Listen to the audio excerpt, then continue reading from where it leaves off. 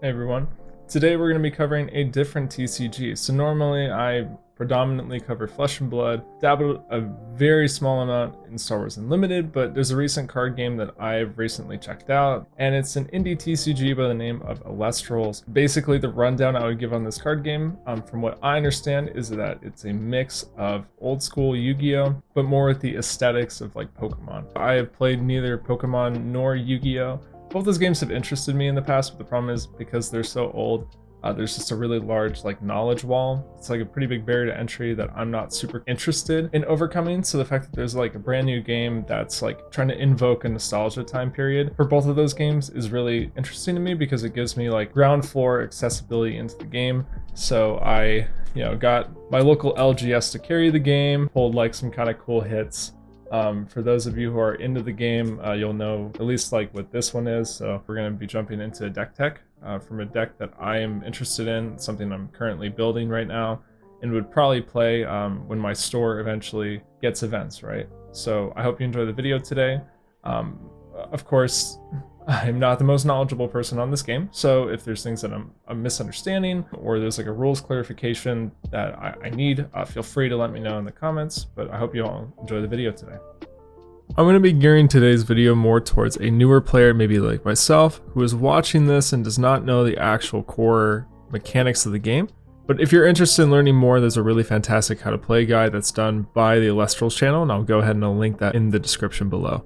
Thunder Nexus, I would maybe describe as a mid-range to control deck that's very synergy focused. A lot of the cards work independently of each other, which is why I'd maybe describe it a little bit more as mid-range. But when you have all the core components together, it feels like an engine building deck where the sum of the parts is greater. If you're able to assemble multiple of these cards together, you get really powerful synergistic effects that can really lock in a game for you. The win con of Elestrals is reducing your opponent's life total to 0. We'll get into a little bit about what the life total actually is because it's probably the most unique part of the game. But the main way that we're going to do this is by playing and attacking with Elestrals.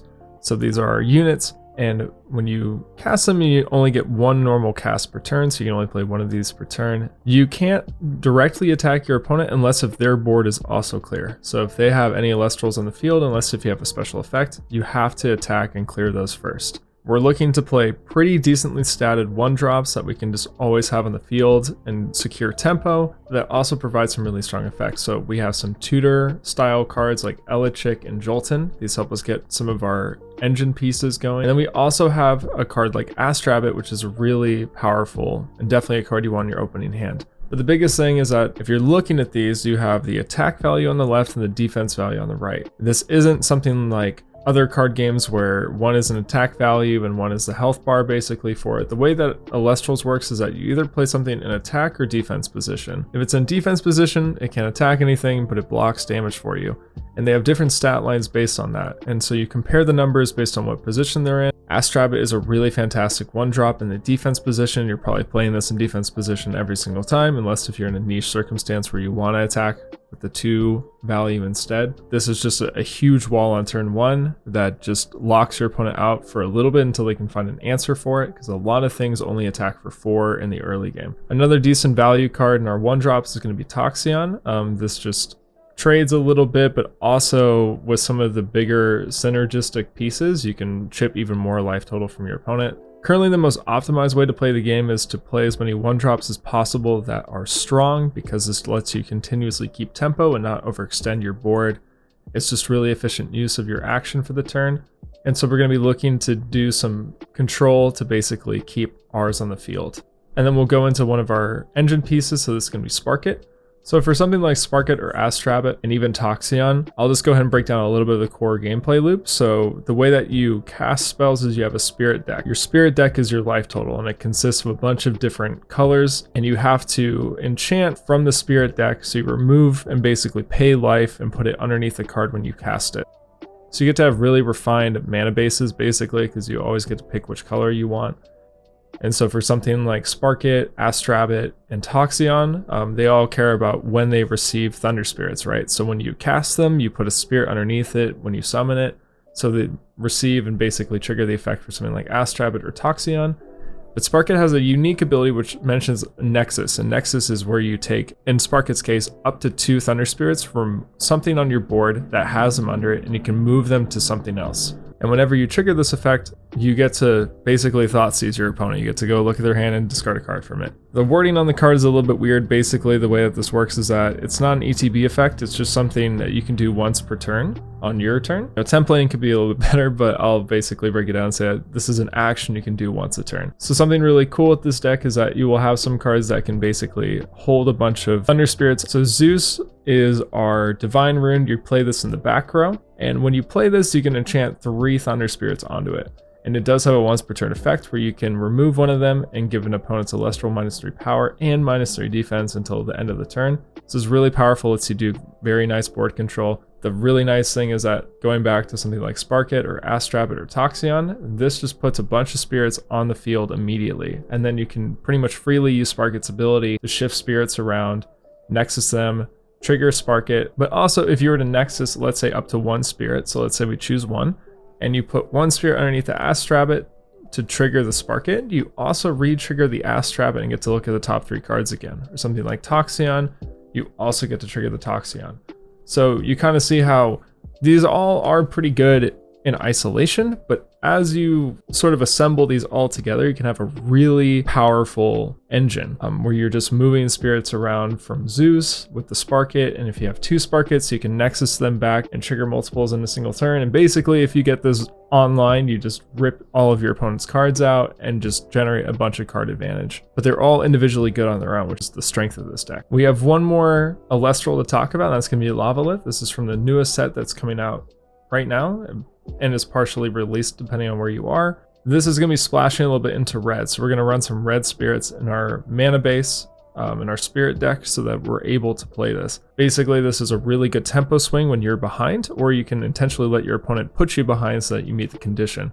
So if your opponent has 2 more enchanting spirits than you can cast this. So a big thing is that for 2-cost Elestrals, and there'll also be 3-cost Elestrals, you have to wait a whole turn and then basically evolve one of your current Elestrals with the spirit underneath it into the bigger Elestral. So something like a 2 or 3 drop is normally very difficult to pull off. So when you're able to normal cast them and basically skip that whole extra turn, you're generating a ton of value and these cards become very playable. So Lavalith, if it didn't have that condition where it could be normal cast, I don't know if it would be as powerful, but the fact that if you're behind, you can just immediately basically skip a whole turn and slam it on the board immediately. You get Destroy a Rune, which is going to be something in the back row, and then it also leaves you with a really powerful stat line, right? We have 6 power. That's very important. So while we have some card advantage, some card disadvantage for your opponent, and some board control in our Elestrals, once we go into the basically spells of the deck, we get a lot of really interesting things. Something to note off the bat is something like Jolton will let us tutor and go find our Mount Olympus. And while that's a nice anthem effect, the main reason why we want this card is because of a new card that just came out called Race to the Top. Race to the Top can be played if we have an enchanted Mount Olympus. Something that should have been probably clarified in this rules text is that it also will let you pick if both are equal. So for instance, if you have a 1 health Elestral and your opponent has a 1 health Elestral, you get to pick and destroy which one, right? So basically, as long as you're tied, you're gonna get to pay 1 resource and get to destroy anything on the field. Incredibly powerful effect. Lets you play board control, protect your own board from being attacked. It's just a really good value proposition. We also have some more removal spells in the form of Poison Tipped Arrow. So these are basically trap cards. So you're gonna set these in your back row face down, and then you're able to play them basically on your opponent's turn as a response. We also have a Shield of Achilles. This is another pseudo removal spell, although this one's more tempo based, but this can be really powerful because if your opponent, let's say, gets out a really big Elestral that took multiple game actions to do a few hoops and then you just bounce it right back to hand, sometimes that tempo loss can be game losing for them. We also have Tsunami. This lets you mess with the board state a little bit. That would also include Alter the Stars. These are ways that you can manipulate your opponent's board to gain an advantage, whether this is putting things into bad stat line positions or potentially trying to close out the game, or just protect your own life total. These are great for all of those. As well as Alter Stars letting you Nexus, which can trigger some of your Elestral's effects. In terms of a little bit more counterplay, we have Gorgon's Gaze. Gorgon's Gaze basically just lets you stifle an effect. and that can be really detrimental for some decks, especially ones that are trying to combo summon, basically, where they're going to try to bump up and drop like a huge Elestral. A lot of the times they work off of some kind of trigger, and so if you're able to Gorgon's Gaze it, sometimes that can be massive. But you know, if we even think about something like in the mirror, if you're able to Gorgon's Gaze your opponent's Spark It, right, that can be a really good tempo swing for you. And then finally, to close out the deck, we just have Ambrosia. Ambrosia, you pay 1 life, but you get to return 3 life from your Underworld to your Spirit deck, so your graveyard back to your Spirit deck. And like we talked about, the Spirit deck is your life total. So you start with 20, and whenever you pay for effects, you basically remove those and you put them on the field, so those are now not a part of your life total anymore. Whenever you take damage, you also have to remove spirits, so it's the way the whole game works. But a really cool thing with Ambrosia, while it nets you back 2, is really good late game, because sometimes your life total is so low that you can't actually make the play that you want because you just don't have the life total to actually play the cards. Because the way that works is if you're at 0, you can still win the game, but if you ever have to pay anything at 0, you lose. And so sometimes just netting that 2 back at the end can be enough, but it also lets you pick, right? So let's say we use some of our off-color spirits, right? For this deck, we're mostly running Thunder, but because of something like Tsunami or Lavalith, we are going to have to run a few Fire and Water spirits. Maybe we pay for that early game and then we draw another copy that we want to use. That would be specifically for something like Lavalith. And so Ambrosia just lets us put the Fire spirits back in our deck, right? So then we can go ahead and recast the second one. This is a card you mostly want to see late game. This just lets you kind of grind out a game a little bit longer than your opponent if they're not running something like Ambrosia. And then to wrap it up, we'll just quickly go over our spirit count. So we are mainly running Thunder Spirits. We have exactly 3 Water Spirits for our 3 copies of Tsunami. You can kind of see how this is kind of nice that you're able to tutor for your spirits whenever you want to play a certain card, because it means you can just run exact amounts, right? We only have 3 water cards in the deck, so we only need to run 3 Water Spirits. We're only running 2 of the Fire Spirits so that we can just enchant and play 1 Lavalith. I don't know if we need to be on 4. Maybe the ratios need to be there, that we just need to always be able to cast the second Lavalith with the effect and without relying on something like Ambrosia. But then the rest of the deck is Thunder. So hopefully this video was interesting to you. I think this game is pretty cool, actually. The more I watch it and I see how interactive the games can be and the back and forth, I think it's a pretty exciting thing. So I'm going to be trying to build this myself. I'll try to get my locals to get in on the game. We'll see what we can do.